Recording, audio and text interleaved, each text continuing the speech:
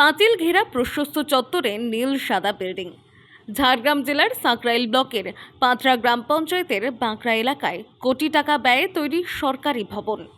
রাজ্য সরকারের কর্মতীর্থ প্রকল্পের আওতায় তৈরি বিশাল ভবনটি পড়ে রয়েছে এরকম অনাদরে আর তালাবদ্ধ দশায়। অথচ এলাকার বেকার যুবক যুবতীদের কর্মসংস্থানের লক্ষ্যেই ব্লকে ব্লকে আধুনিক সুবিধা সম্পন্ন বিপণী কেন্দ্র তৈরি করা হয়েছে, যেখান থেকে উৎপাদিত পণ্য সরাসরি তুলে দেওয়ার সুযোগ ছিল ক্রেতাদের কাছে। কেন কর্মতীর্থের এমন বেহাল দশা, কি বলছেন স্থানীয়রা? এখানে কর্মতীর্থটা যে সরকার তৈরি করেছিল, এটা আজ দীর্ঘদিন যাবৎ পড়ে আছে অকেজো হয়ে। কোনোভাবেই কোনো এর কাজ হয়নি, কোনো বেকার সমস্যা সমাধানও হয়নি, কিছুই হয়নি। কবে থেকে এটা দীর্ঘদিন থেকে তৈরি হয়েছে, আজ ধরুন 8-10 বছর। বর্তমানে ভিতরে কি কি অবস্থা হয়ে রয়েছে? আগাছা জন্ম হয়ে আছে, আর ওই গেট মাঝে মধ্যে খোলে লাগানো হয়, আর কিছুই দেখতে পাইনি এখনও। বেকার ছেলে যারা যে উদ্দেশ্যে করা হয়েছিল তারা এখনও পর্যন্ত কোনো কিছুই এর উপকৃত পায়নি, এইভাবেই পড়ে রয়েছে আর কি। আপনার ভালো নয়, লাটাফাটা হয়ে আছে, কাঁচ টাঁচ ভেঙে গেছে। কতদিন ধরে?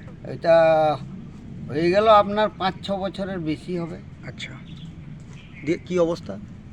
অবস্থা বলতে ওই তোমার ওই দেশে আসে আর ঢুকে থাকছে। ব্লক কিংবা জেলা প্রশাসনের নজরদারি ও পদক্ষেপের অভাবে এরকম পরিত্যক্ত ভবনে পরিণত হয়েছে সাঁকরাইল ব্লকের কর্মতীর্থ। সুবিশাল ভবনে যত্রতত্র ঢাই হয়ে পড়ে নির্মাণ সামগ্রী আর নোংরা আবর্জনা, ভেঙেছে একাধিক জানালার কাঁচ, পাঁচিল ঘেরা প্রশস্ত চত্বর ঢাকা পড়েছে আগাছার জঙ্গলে, বাড়ছে অসামাজিক কাজকর্ম। কর্মতীর্থের বেহাল দশা ঘিরে কাটমানির অভিযোগও উঠছে। একই সঙ্গে রাজ্যের শাসক দলের জেলা নেতৃত্বকে কাঠগড়ায় তুলছেন ব্লকের বিজেপি নেতৃত্ব।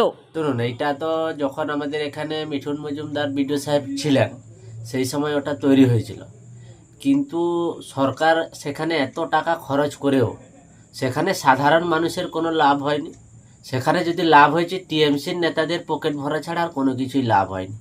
আমরা ওই বিষয়টা জানিয়েছিলাম, তখন উনি বললেন দেখছেন, কিন্তু এবারে নতুন বিডিও সাহেবকেও অনেকবার অবগত করানো হয়েছে, কিন্তু বিরোধীদের কথা তো উনি শোনেননি, আর এখন টিএমসির নেতাদের কথায় উনি উঠা বসা করেন।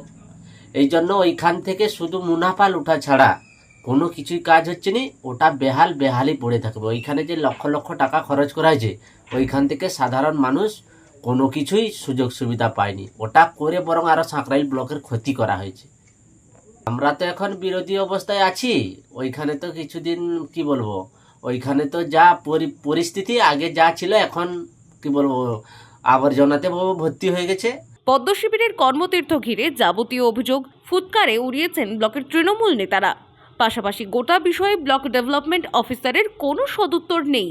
একটা জিনিসই বলার আছে, এটা এসএইচজি দপ্তর থেকে এই কর্মতীর্থটি তৈরি করা হয়, এবং যেটি ব্যাপার আছে, এখানে যে স্টলগুলো ছিল তার মধ্যে 23টা স্টল অলরেডি ডিস্ট্রিবিউটেড হয়ে গেছে, বাকি 6টা স্টল বাকি ছিল। ডিআইসি সাহেব জানেন ব্যাপারটা, এটা অলরেডি 2022 সালে এটা নিয়ে চিঠি চাপাটিও হয়েছে, সমস্ত রকম প্রশাসনিক ক্রিয়াকর্ম সবই করা হয়েছে, কিন্তু যথারীতি যে 23 জন এই কর্মতীর্থটি স্টলগুলো পেয়েছিলেন তারা কেউ কাজ করতে আসেননি।